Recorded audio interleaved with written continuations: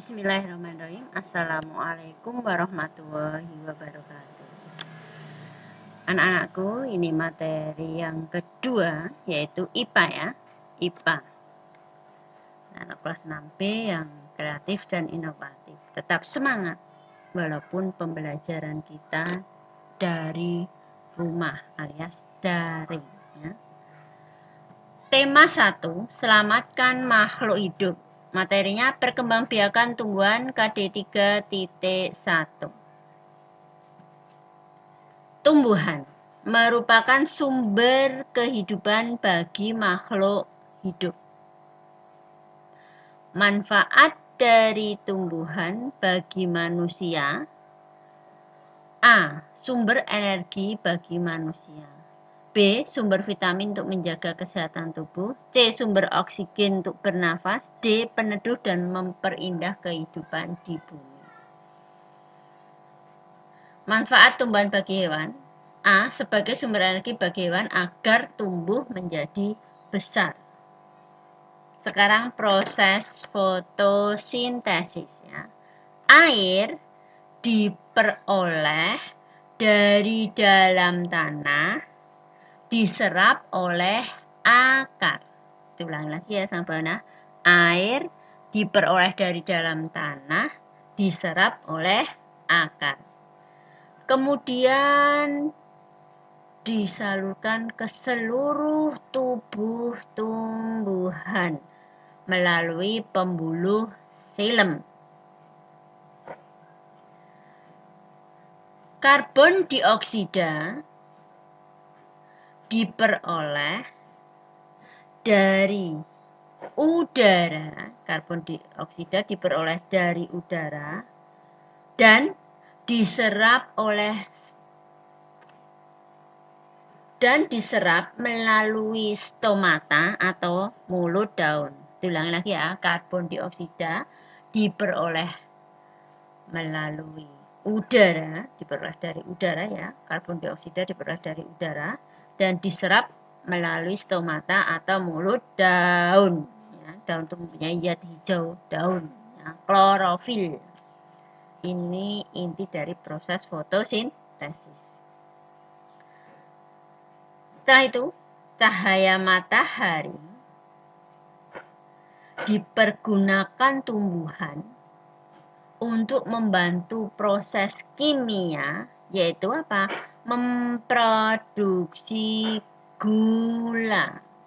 Cahaya matahari dipergunakan tumbuhan untuk membantu proses kimia, yaitu memproduksi gula atau glukosa. Nah, hasil dari fotosintesis kemudian diedarkan ke seluruh tubuh tumbuhan untuk apa anak-anak? Bernafas.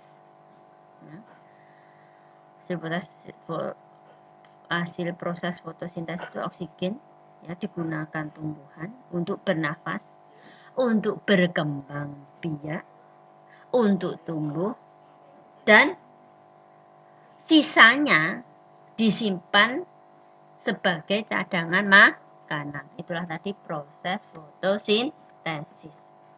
Lanjut. Sekarang perkembangbiakan tumbuhan secara generatif, yaitu perkembangbiakan yang terjadi melalui peleburan sel kelamin jantan dan sel kelamin betina. Peleburan sel kelamin jantan dan sel kelamin betina. Nah, sel kelamin jantan dan sel kelamin betina itu diperoleh dari bunga. Ya, kita bahas dulu. Ini ada gambar bunga sepatu. Bagian-bagian bunga ada tangkai bunga, dasar bunga, kelopak bunga, bakal biji, tangkai putih, kepala putih, benang sari, kepala sari, dan yang terakhir itu mahkota bunga untuk memperindah atau mempercantik bunga. Ya, alat kelamin betina pada bunga namanya putih. Alat kelamin jantan namanya benang sari. Itulah untuk proses perkembangbiakan generatif. Sekarang berdasarkan kelengkapan bagian bunga ada bunga lengkap dan bunga tidak lengkap. Bunga lengkap, bunga yang mempunyai kelopak mahkota, benang sari, dan putih. Memiliki alat kelamin ganda. Contohnya bunga sepatu, bunga tembakau, mawar, melati, dan terong. Jadi kalau ada kelopak, ada mahkota, ada benang sari, ada putih, itu namanya bunga lengkap. Tetapi dikatakan tidak lengkap, bunga itu jika tidak memiliki salah satu atau beberapa bagian bunga, baik perhiasan maupun alat kelamin bunga. Paham ya anak-anak? Lanjut. Berdasarkan alat kelamin, kelengkapan alat kelamin yaitu bunga sempurna dan bunga tidak sempurna. Jika memiliki benang sari dan putih, itu dikatakan bunga sempurna. Contohnya bunga mawar, bunga matahari. Jika hanya memiliki satu alat kelamin seperti benang sari saja atau putih saja, itu dikatakan bunga tidak sempurna. Contohnya bunga salak jantan sama betina. Lanjut. Proses perkembangbiakan generatif tumbuhan. 1. Terjadi peristiwa penyerbukan, yaitu serbuk sari jatuh di kepala putih. Yang kedua, terjadi peristiwa pembuahan, yaitu serbuk sari sel kelamin jantan melebur dengan sel telur atau sel kelamin betina. Yang ketiga, pembuahan menghasilkan zigot. Yang keempat, zigot tumbuh menjadi embrio atau tunas tumbuhan di dalam biji. Yang kelima, biji berada di dalam buah. Yang keenam, biji yang ditanam akan tumbuh menjadi tumbuhan baru. Yang ketujuh, tumbuhan baru akan tumbuh menjadi tumbuhan dewasa. Tumbuhan dewasa berbunga dan menghasilkan biji kembali. Macam-macam penyerbukan. Ada penyerbukan sendiri, penyerbukan tetangga, penyerbukan silang, dan penyerbukan bastard. Kita bahas satu-satu. Penyerbukan sendiri, serbuk sari jatuh di kepala putih pada bunga yang sama.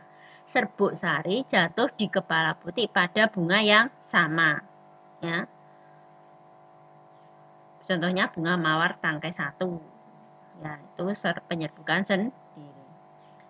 Penyerbukan tetangga, serbuk sari jatuh di kepala putih pada bunga yang masih satu tumbuhan bunga mawar, tapi di tangkai yang kedua. Itu penyerbukan tetangga. Penyerbukan silang, serbuk sari jatuh di kepala putih pada bunga lain yang sejenis, tetapi berbeda tumbuhan. Serbuk sari jatuh di kepala putih pada bunga lain yang sejenis, tetapi berbeda tumbuhan. Sama-sama bunga mawar, tapi beda tempat, gitu ya anak-anak. Beda pot. Penyerbukan bastard. Serbuk sari jatuh di kepala putih pada bunga yang berasal dari tumbuhan yang berbeda varietas. Contohnya bunga mawar dan bunga melati. Itu namanya penyerbukan bastard. Lanjut. Penyerbukan tumbuhan dapat dibantu oleh angin, air, hewan, dan manusia. Mari kita bahas.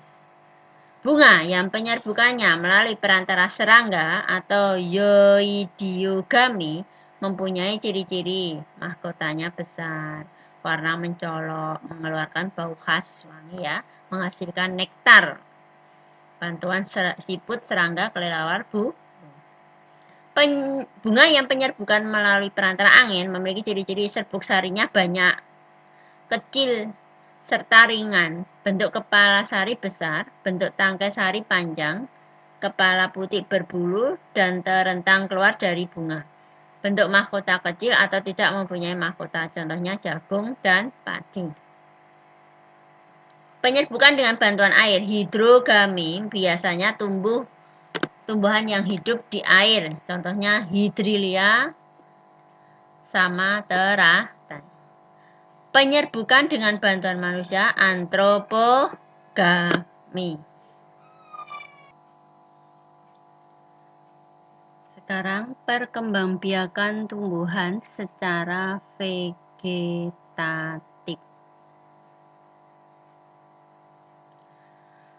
Perkembangbiakan vegetatif adalah perkembangbiakan yang terjadi tanpa melalui peleburan sel kelamin jantan dan sel kelamin betina. Perkembangbiakan vegetatif ada yang terjadi secara alami dan buatan. Kalau tadi perkembangbiakan generatif itu ada kelamin jantan dan betina pada bunga vegetatif tanpa melalui peleburan sel kelamin jantan dan sel kelamin betina. Ada alami dan buatan. Perkembangbiakan vegetatif alami, contohnya tunas, umbi lapis, umbi batang, umbi akar, geragi, akar tinggal, rizoma, dan spora.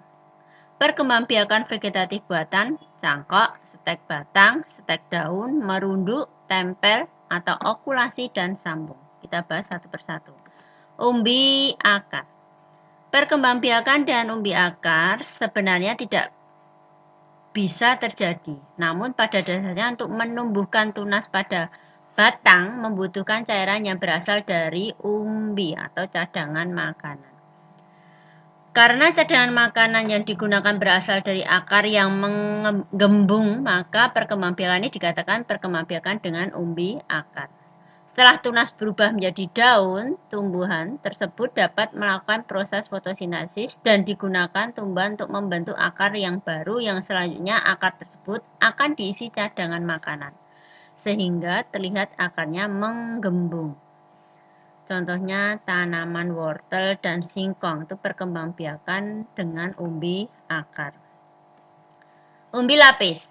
Cadangan makanan umbi lapis disimpan di dalam rongga pelepah daun sehingga pelepah daunnya berlapis-lapis dan berisi banyak cadangan makanan hasil fotosintesis. Contohnya tanaman bawang merah, bawang putih, dan bawang bombay itu perkembangbiakan dengan umbi lapis.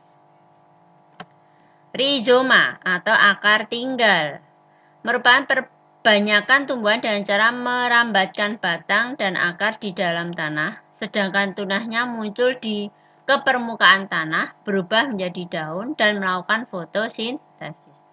Hasil fotosintesis disimpan pada batang untuk diperbanyak batang di dalam tanah. Contohnya apa, Bu? Jahe, kunyit atau kunir, lengkuas, dan kencur itu berkembang biak dengan akar tinggal atau rizoma. Biasanya untuk jamu sama untuk masak ya. Geragi atau stolon merupakan perbanyakan tumbuhan dengan cara menumbuhkan tunas dari batang yang terdapat di permukaan tanah. Setelah tunas berubah menjadi daun, terjadilah proses fotosintesis. Hasilnya digunakan untuk menumbuhkan batang dan daun. Batang menjalar di permukaan tanah, sedangkan akarnya masuk ke dalam tanah untuk menyerap air. Contohnya stroberi. Tunas batang. Perkembangbiakan dan tunas merupakan perbanyakan yang berasal dari bagian tubuh induk. Tunas tersebut tumbuh pada batang yang letaknya ada di dalam tanah. Tunas tersebut kemudian muncul ke permukaan tanah dan menjadi daun. Setelah tunas besar dan mampu berfotosintesis, maka tunas tersebut akan lepas dari induknya dan menjadi individu baru. Contohnya tanaman pisang, bambu, dan tebu perkembangbiakan dengan tunas. Spora merupakan perbanyakan tumbuhan dan menggunakan tunas yang berbentuk serbuk. Serbuk spora tersebut dihasilkan tumbuhan pada bagian daun. Letak spora berada pada kotak spora atau sporangium. Spora tersebut tertiup angin. Ketika tertiup angin dengan menempel pada lingkungan berair, maka sporangium akan pecah dan kemudian akan tumbuh menjadi individu baru. Contohnya ini ya gambarnya. Tanaman lumut dan paku. Vegetatif buatan pada tumbuhan. Tadi vegetatif alami, sekarang buatan. Mencangkok. Memperbanyak tumbuhan dengan cara memotong dahan tumbuhan induknya yang sebelumnya dilukai terlebih dahulu dengan cara, saya ulangi, mencangkok. Memperbanyak tumbuhan dengan cara memotong dahan tumbuhan induknya yang sebelumnya dilukai terlebih dahulu dengan cara membuang kambiumnya dan melapisinya dengan tanah dengan tujuan menumbuhkan akar pada bagian yang dilapisi tanah. Ini contohnya ya. Batang. Terus ambil pisau, dilupas. Kambiumnya itu yang kalau kalian pegang itu kayak licin tuh ya, Nana. Itu kambium. sudah berbentuk seperti ini, ambil tanah atau serabut kelapa, ditutup, ditali toh, ditunggu beberapa bulan baru ditumbuh ya, itu mencangkok. Okulasi atau menempel merupakan perbanyakan dengan cara menempelkan mata tunas dari dua tanaman yang sejenis tetapi beda sifat, misalnya mangga manis dengan mangga masam, bertujuan menggabungkan sifat unggul dari dua tanaman sehingga diperoleh satu tanaman yang memiliki sifat unggul dari dua induk. Ini mata tunas, batang pokok disayat kulitnya, mata tunas tadi ditempelkan, kemudian diikat dengan tali rafia sampai tunas tumbuh. Menyambung merupakan penggabungan batang bawah dan batang atas dua tanaman yang sejenis. Tujuannya untuk menggabungkan sifat-sifat unggul dari dua tanaman sehingga diperoleh satu tanaman yang memiliki sifat unggul. Contohnya ini sifat unggul dari dua tanaman ya, mangga mana lagi sama apel. Jadikan satu. Jadi mangga apel. Batang bawah ini ya, batang atas dimasukkan tali. Stek merupakan perbanyakan tumbuhan dengan menancapkan atau menanam potongan-potongan batang tumbuhan induknya. Tumbuhan yang dapat disetek yaitu soka, ketela pohon, tebu, mawar, melati, kangkung. Merunduk merupakan memperbanyak tumbuhan dengan cara merundukkan batang atau cabang ke tanah sehingga tumbuh akar. Setelah akarnya banyak cabang yang berhubungan dengan tumbuhan induk dipotong. Contoh lamanda, anyelir, arbei, anggur, apel. Contohnya ini. Sekian pembelajaran hari ini. Apabila ada salah kata dalam menyampaikan materi, minta maaf yang sebesar-besarnya. Pesan Bu Aminah, tetap jaga prokes, tetap beribadah 5 waktu, membaca Al-Quran dan sholat-sholat sunnah lainnya. Semoga kalian menjadi anak yang alim, alimah, soleh, solehah, beriman, berilmu, beruntung. Apa yang dicinta dan citakan tercapai. Terima kasih. Wassalamualaikum warahmatullahi wabarakatuh.